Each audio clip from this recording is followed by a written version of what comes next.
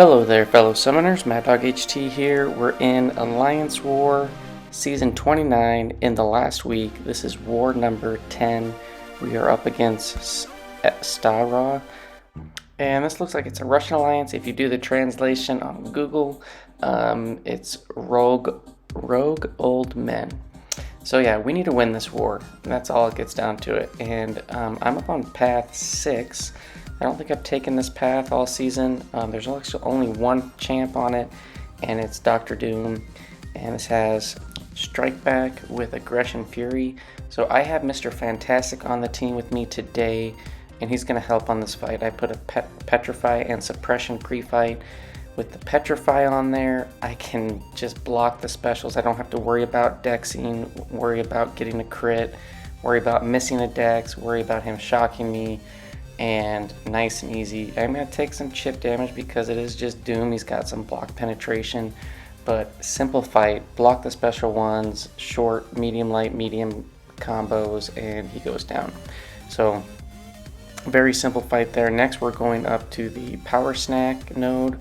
It's got Outlast and Backup Recovery with this ManThing. I'm boosted up. I have some green boost on to help out my Science Champs Torch and Thing. And we also have a Petrify and Suppression on this as well. Normally I don't use the Mr. Fantastic pre-fights for the ManThing, but one of my alliance officers, Demps, he's not the biggest fan of Thing, and you know that's okay. So he felt it'd be a little bit safer if we'd had those on there, and depending on how much Mystic Dispersion this guy has, you know, it will definitely help. And it you know, I did see a very significant difference in the power gain. Now I was trying to keep an eye on like those debuffs and, you know, making sure that they didn't fall off, and I took a few hits towards the beginning, kind of a little more distracted than usual with all of the, you know, debuffs, trying to keep track of the Pustel buffs that he puts on you. I was trying to see how much Mystic Dispersion this guy had. I think he had a little bit more than, you know, maybe 4 out of 5, maybe less. But you'll notice that the Petrify does help significantly, and we're throwing off a bunch of specials. And yeah, there I get parried, which I thought I was okay on. But yeah, just I guess a tad bit slow coming back in on that stun, but it's alright. You know, protection helps. Thing is a tank, and even though I get hit a few times in this fight, still very much in control. And the green power back boost definitely helping a little bit. To get back to specials and cycling those and getting some big damage off. I was able to manage the Mr. Fantastic debuffs and get those locked in for the whole fight, which is really nice. It really helps control Mystic Dispersion, the backup recovery that hit. And yeah, it's really nice, the suppression. Plus I have max Petrify, so even less power while under the stun. So yeah, it's really nice. Thing did his work. A little bit longer fight than most. You know, it's not like a 20-second, 15-second ghost fight, but that's alright. That's not what I do. So yeah, we move up. I don't take that Mordo, but I do go over to the left side. I'm on path 1 today. This is the EMP modification aspect of evolution, and Burden of Might with Bubble Shield. So I've taken this fight once, maybe twice this season. iHulk, you know, I don't maybe understand why he's on this node. Maybe if you're not very comfortable evading his special 2s, he becomes a little bit more tricky, because with Aspect of Evolution, you're going to see this guy, he's going to be throwing specials like crazy. So this was a little bit after I did the Power Snack fight, but I was able to get some energy from my teammates to going up the left side to where I was able to hit this while I still had my green boost on. So it was like a 200% science and a 15% boost on the special. So good to have. Definitely helped shorten the fight, but this is still a long fight. iHulk, he's a tank. You know, I am able to get out of range of his specials to where I'm not triggering Burden of Might. Now you can see I just hit Bubble Shield 10, so I need to keep that in mind. Here he throws a special 2, decks those, and immediately counter back in.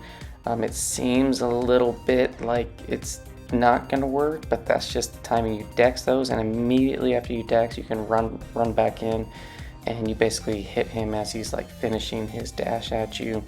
But normally I try to stick to the L1s because I feel those are definitely easier.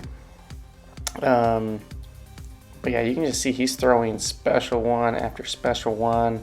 You know, the chip damage is getting a little bit more and more. There, I pretty close, almost pushed him to special 3. But Dex immediately counter. Got the Burden of Might going on. We got him in Assassin's range, and I'm hoping that Assassins kicks in and just kills him to where I don't have to have him regen and deal with the unblockable part and his regen. But you're gonna see not as lucky today. We're trying to bait a special 1. He's not having it, so I'm just like, all right, let's push him. Didn't quite push him to a special 2, and I'm hoping this combo will finish him. It doesn't. So we're gonna whack him a few more times, keep his power going, and here I gotta back off, gotta wait for that regen. You cannot attack him while the regen is going, otherwise he'll just smack you, because he's basically he's immortal. He can't be touched. And you know, the regen wasn't that bad. We do kill him off. Fairly clean fight, 116 hits, no hits received. That's always nice. But yeah, Thing doing his thing, smashing away. Now we're gonna go up on path 1, node 30. This is Vigor and Indomitable. We're going in with Torch for this one. Thing, I think Thing is very safe, but if you want to go faster, Torch is the man. Torch, no problem here, as long as you don't get tagged by a special 1 with like karma and stuff on you, then you're fine.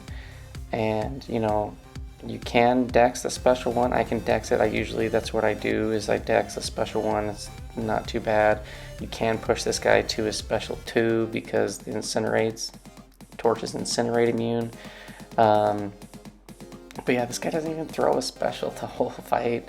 And we smash him out super quick, super fast. No flame on, just incinerated him, activated the Nova Flame manually, and yeah, we're moving on. Next fight, node 40. This is Buffet and Indomitable.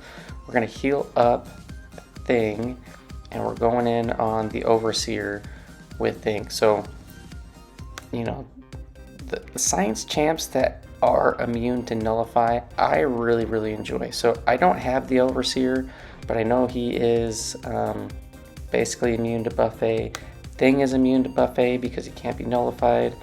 Other champs like Spider-Man 2099, Red Guardian, and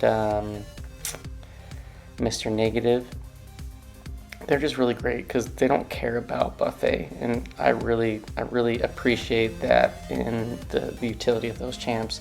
So for this one, you know, after he throws a special, he has that passive stun shield up where you can't stun him, and if you attack him more than once, you can take damage back, and I think he can parry stun you or whatever. So you have to be really careful and conscious of that. Every time you throw a special, you get one of those special concussions on you, and you're going to see that come into play just a little bit.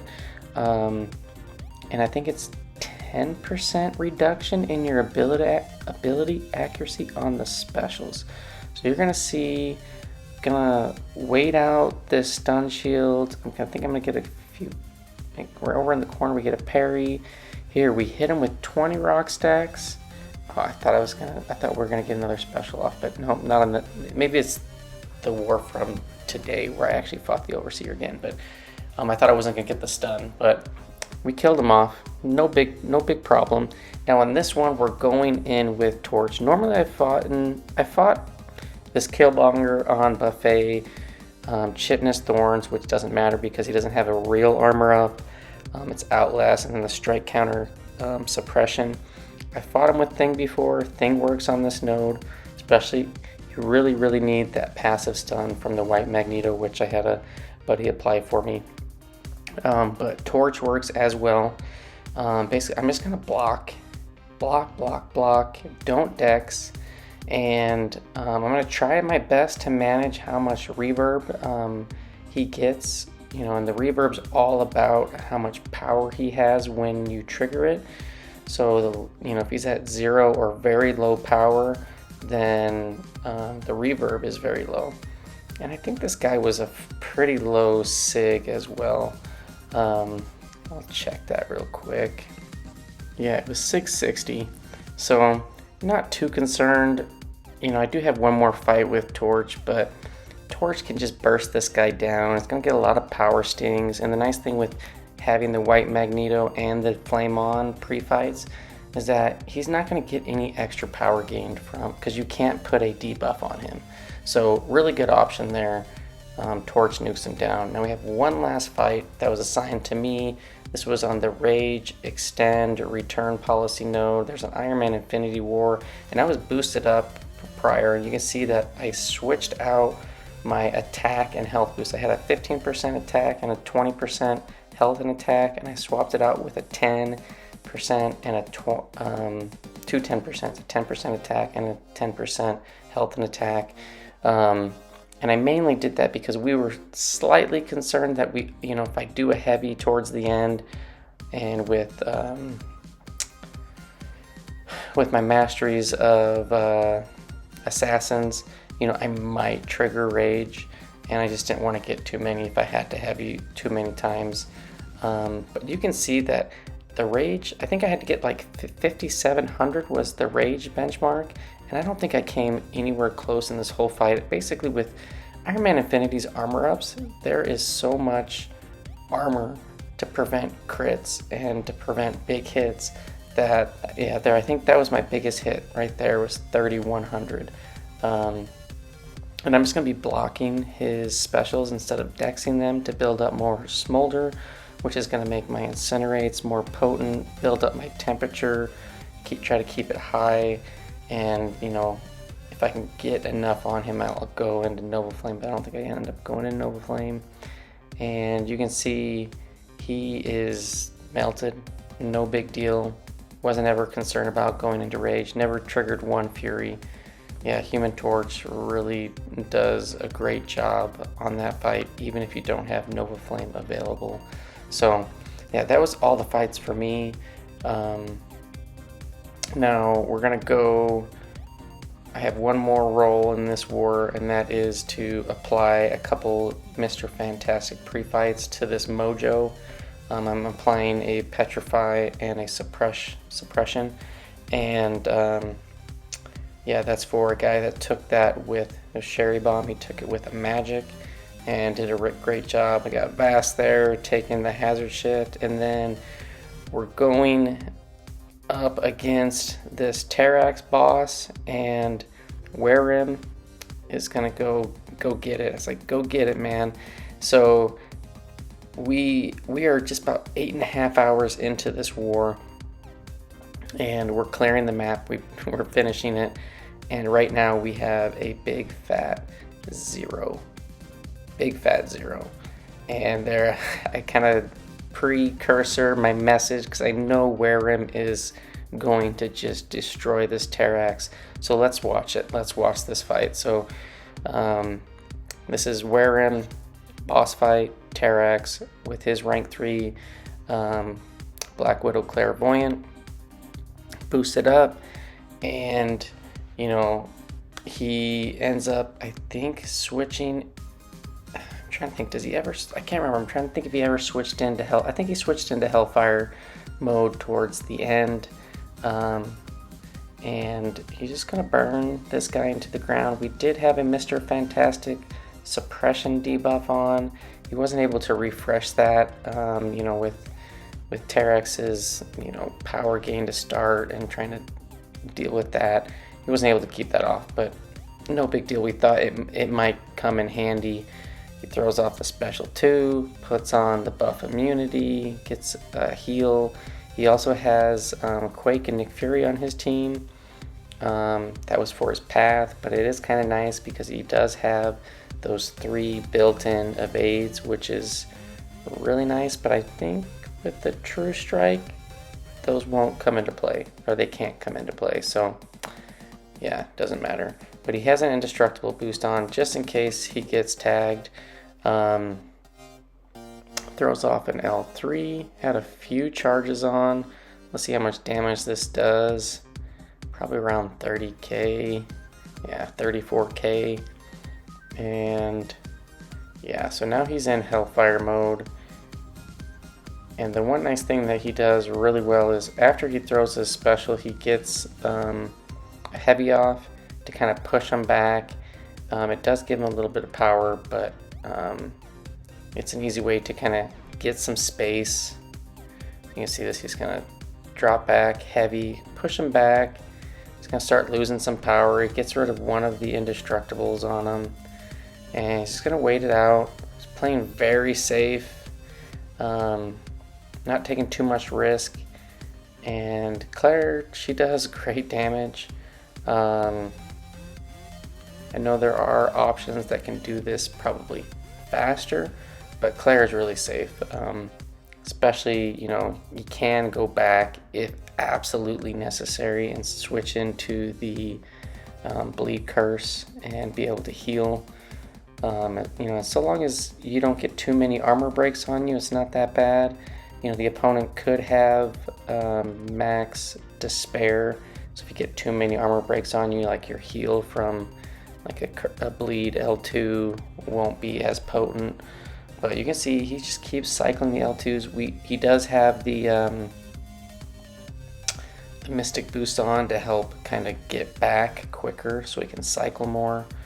And I think he's going to take 2 more special 2s to finish him off. We're almost in Assassin's range, and I'm pretty certain Werewrym runs Assassin. I'm not 100% certain, but yeah, this special 2 doesn't quite do it. Gets him down to 7%. It's gonna heavy him away. Gets a decent chunk of damage. He doesn't have the indestructible up because he had the buff immunity still active, which is nice. I think this last special 2 here gets an intercept and finishes him off. So Werewrym gets the solo for our battle group, and we get a nice big fat goose egg. There's me coming in afterwards, putting him a message. Yeah, we were pretty stoked. Just under 8.5 hours, cleared the whole map. Everybody did their 1/10, did a really good job. And there it is. So, I know, if I was like an alliance that was over in like Europe or Asia and I woke up to that, that'd be kind of not too encouraging. But yeah, we did end up winning. We did have our best result with only 3 deaths. We won 4-3. It was a super close war, so good job to them. We just had it by 1. And as far as my war goes, I had 7 fights, 7 kills, no deaths, 59 fights on the season, 58 kills with 1 death. So yeah, we win. This is our 4th win in a row. So we lost 4 in a row. Now we've won 4 in a row. We have 2 wars left. We really need to win those 2 to have any shot at Masters. It is there, but we just need to win. But yeah, so that's where we're at. Thanks for watching. Hope you enjoyed, and I will see you guys in the next one. Peace out.